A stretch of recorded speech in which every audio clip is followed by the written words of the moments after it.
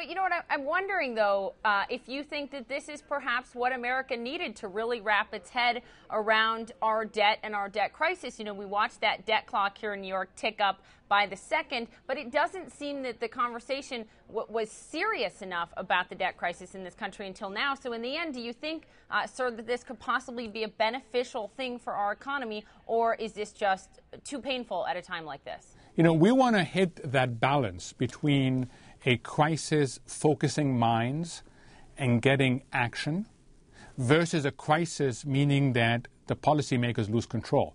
And we should keep an eye on Europe, because that's what's happening in Europe today, which is there is a crisis, it's focusing minds, but in the process, the policymakers are losing control. Now, the U.S. is lucky in the sense that we are focusing way ahead of a major crisis, but we don't want to wait too long. So yes to a crisis focusing minds, but that only works if we get action as a follow-through.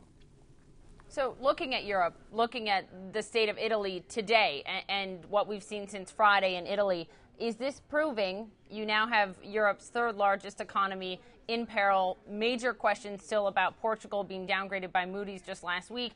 Is this just showing us that indeed what happened in Greece was not isolated, that this is indeed a contagion that we need to fear across the Eurozone? You know, I've been saying all along, forget the image of kicking the can down the road. Think of the image of rolling a snowball down a hill. Two things happen when you do that. First, the snowball gets bigger, and the problems in Europe are getting bigger. And secondly, the snowball starts getting disorderly. You start losing control of the snowball, and that's what's happening in Europe. The failure for the last year and a half to deal with Greece, which has a debt problem and a growth problem, the failure to deal with Greece has meant that contagion has increased. And today, we're seeing what I call a mini meltdown in Europe.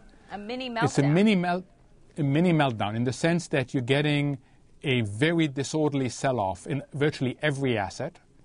It's across the board, and people are scratching their heads saying, well, why today?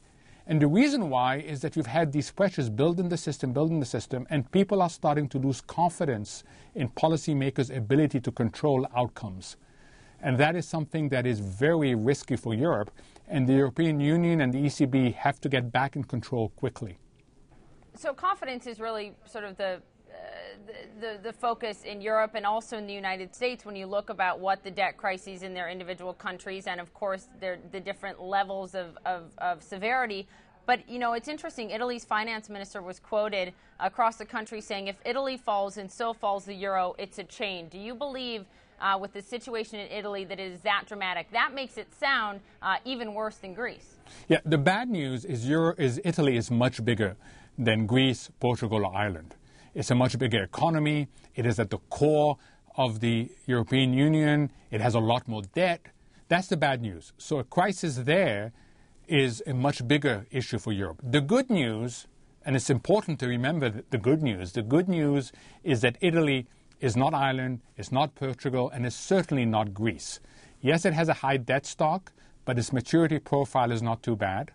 It has a lot of flexibility in terms of what it can do. Its creditors are mainly domestic, so it's a much more stable creditor base.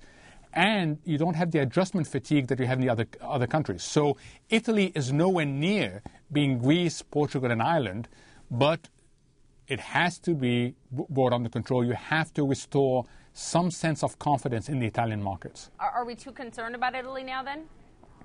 No, I think what you're seeing here is the typical crisis that in the past we've seen it in emerging economies. In fact, one of the problems is that Europe doesn't see the world through the eyes of an emerging markets crisis. What happens in an emerging market crisis is that people lose confidence in the ability of policymakers to stay in control. And that's what's happening in Europe. They have seen nothing improve for a year and a half. They have seen institutions like the ECB get contaminated. The ECB's balance sheet is now contaminated. And they're saying, you know what, let me take my money out as a precautionary step. Now, of course, you get the fallacy of composition. If everybody tries to do that, next thing you know, you've got a crisis. What's your outlook for the results of the Eurozone stress test that we'll get, I believe, on Friday of this week? Some 90-some banks being tested. It's expected about 15 will fail. Do you think that's on the mark? Will it be worse? Will it not be as severe? I think what's important is that this is likely to be more credible stress tests than what we've had in the past in two ways. One is that we're going to get much more data, and two is that you're going to have institutions fail. And the key issue is not which institutions fail, because there are going to be institutions that should fail and will fail. The key is that coupled quickly with a recapitalization plan. And the jury is still out on that. Thank you so much, Mohammad El-Erian, for your time, your perspective. Appreciate it. Thank you.